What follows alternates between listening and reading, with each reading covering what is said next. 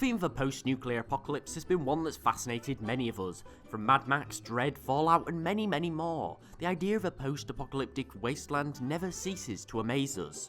But with each of these franchises giving their own unique twist on the theme, makes you wonder just how accurate they actually are.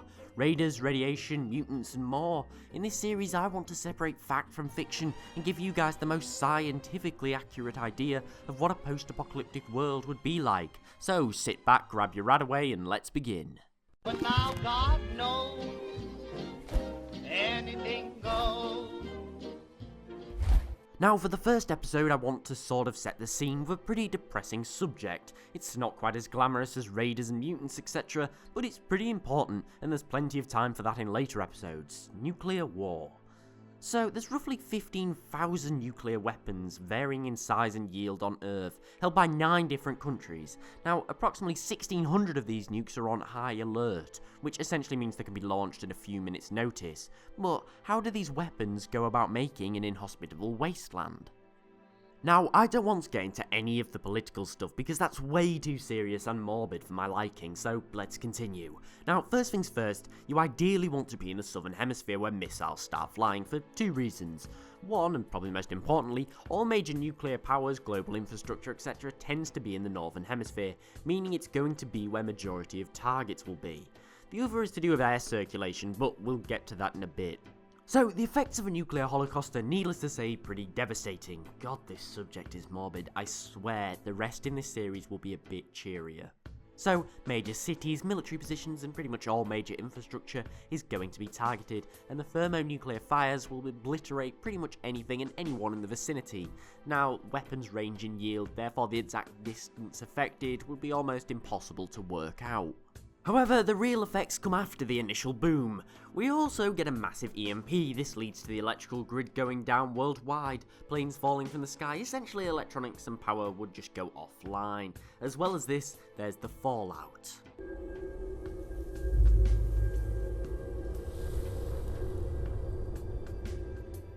Sorry, I couldn't help myself. Now, fallout comes when the initial blast throws surrounding terrain up into the radioactive cloud, where the terrain itself becomes radioactive. Now, the larger bits will fall back to the ground within 24 hours, however the smaller parts are spread globally and stay in the air for a very long time. Now, these areas will be uninhabitable for tens of hundreds of years, creating a sort of radiation black spot.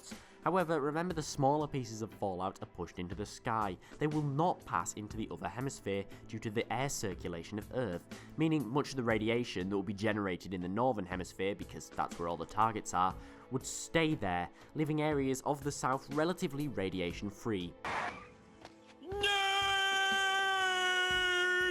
Now, thermonuclear war sounds like there's gonna be a whole lot of heat, but not quite. Perhaps the biggest threat as nuclear war to us as humans is the nuclear winter that would follow.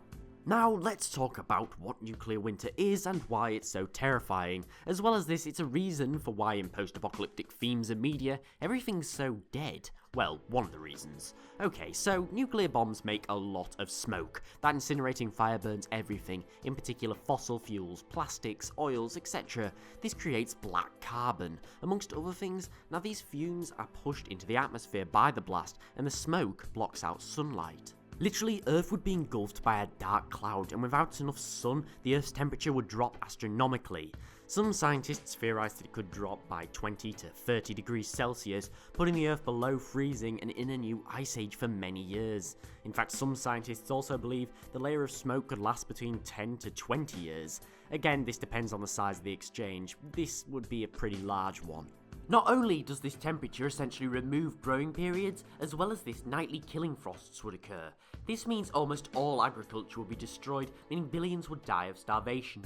As well as this, it explains why there's such little life after a nuclear war. It's all destroyed from a lack of sunlight as well as freezing temperatures that they've endured for potentially decades. A nuclear winter is one of the scariest outcomes of a nuclear exchange. This theory came about during the Cold War and revealed that many participants in the war wouldn't only cause mutual destruction, but also global damage and the death of majority of the human race. Now, there's plenty of other big impacts a nuclear apocalypse would cause, so I'm just going to whiz through a couple of the bigger ones.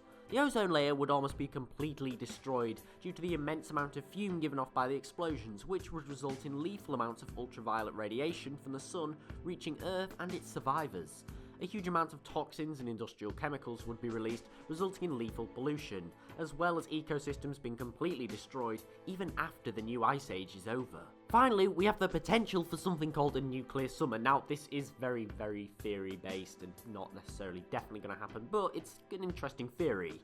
This is basically when all of the refuse from the frozen ecosystem decays all at once and produces large amounts of gas, causing a major greenhouse effect, resulting in excruciatingly dry, humid temperatures across the globe. See it as like a global warming on steroids. So, we've covered why a nuclear apocalypse is quite so destructive.